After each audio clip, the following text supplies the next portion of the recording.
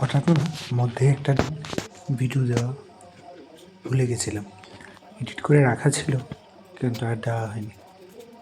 জীবনযাত্রা তো চড়ায় উতরায়, মন খারাপ, পরিবেশ পরিস্থিতি ইত্যাদি নিয়েই তো জীবন।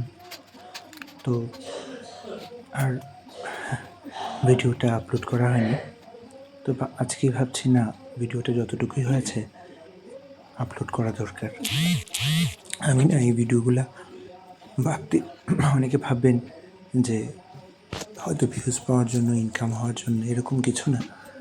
আমি যখন প্রত্যেকটা রোববার দিন অনেক গুরু ভাইদের বাড়িতে যাই, গুরু ভাইয়ের সাথে কথা হয়, সবাইকে বলি যে ঘুম থেকে সকাল সকাল উঠবেন, উঠে ঠাকুরের ভোগটা সঠিক সময় নিবেদন করবেন, জীবনের প্রত্যেকটা কাজ ঠাকুর নিয়ে করবেন। এই কথাগুলো তো লোককে বলি, কিন্তু আমি কতটুকু করি? এই প্রশ্নের উত্তরে আমার এলো যে না, আমার নিজেকে করা দরকার। আমি জানি না এটা ভালো কি খারাপ, না কোনটা ভুল কোনটা সঠিক। একটা জায়গায় গিয়ে মনে হয়েছে না, লোককে বলার আগে নিজে করা দরকার। তাই এই ভিডিওগুলো করা।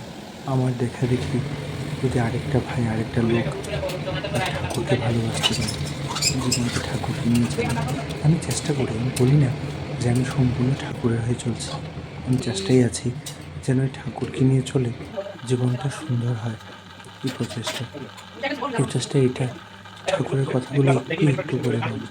জানেন, বর্তমান সমাজে ঈশ্বরকেন্দ্রিক জীবনটা না অনেকটা কঠিন, কারণ সমাজের অন্যদের সাথে না সৎসঙ্গী জীবন বা ঠাকুর কেন্দ্রিক জীবনগুলো একটু আলাদাই হয়।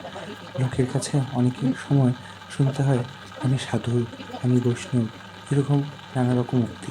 কিন্তু আবার কোথাও যেন খুব শক্তি আসে মনে, যখন নিজেদের একটা লোক বলে, জানো আমি তোমার ভিডিওটা দেখি, আমি তোমার কথাগুলো শুনি।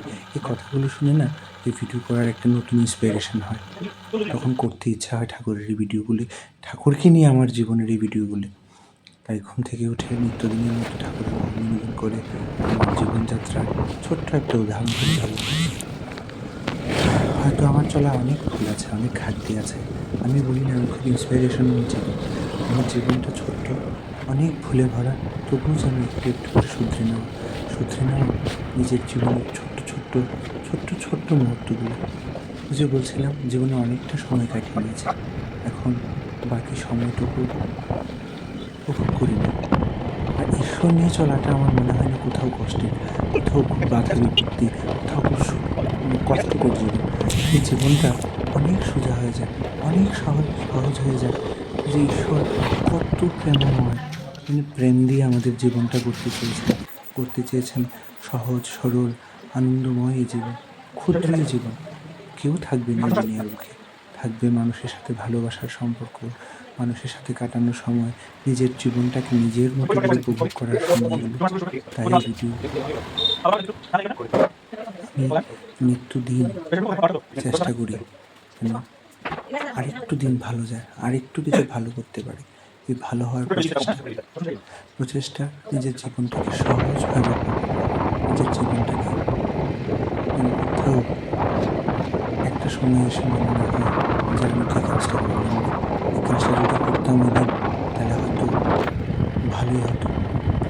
যাক, চলছে এইভাবে, ভালো তো নিয়ে জীবন। আর কোথাও খুব তৃপ্ত একটা অনুভব হয় যে আমি চেষ্টা করছি তোমাকে নিয়ে, ঠাকুর একটা দিন যেন সার্থকতায় বুঝতে পারি, তোমাকে ভালোবেসে, তোমায় নিয়ে, সবাইকে নিয়ে। ঠাকুর এক জায়গায় বলছিলেন, অন্যে বাঁচায় নিজে থাকে, ধর্ম বলে জানিস তাকে।